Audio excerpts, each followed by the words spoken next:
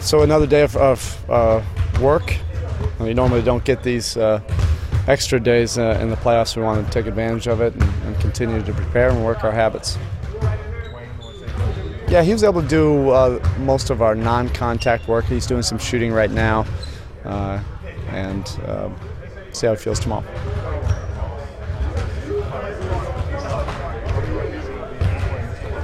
Got a pretty good idea, but you know what? In the playoffs, nothing is set. As much as you think it's set, it's not. It changes. That could change from quarter to quarter based on circumstances. Foul trouble, guys going out with injuries.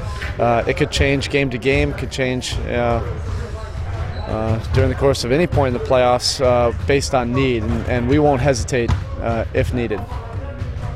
Coach, yesterday during Pat's press conference, he disclosed a pretty neat story about your desire to have Chris for some time now, Anderson that is, and that if he hadn't pulled the trigger, that the incessant text messages would not have stopped, that you might even choke him.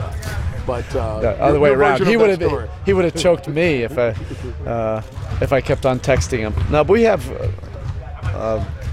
great dialogue. And that's something probably I feel very fortunate for, that Pat and I have a very close relationship, and we've had it develop under a lot of different hats.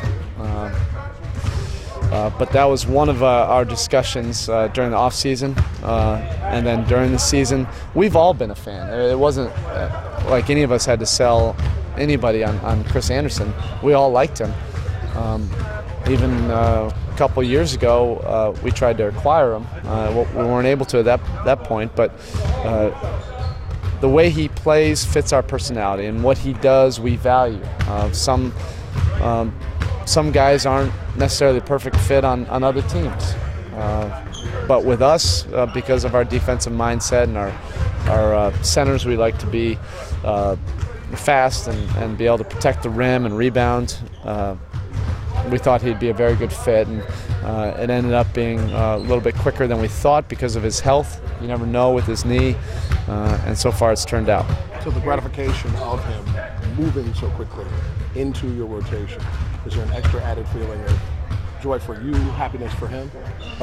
Yeah, I know he was frustrated not being able to play whenever you deal with injuries. Then he wasn't in the rotation last year in Denver. And he was a free agent, not knowing if he was even going to get an opportunity to play this year. Then you would never expect a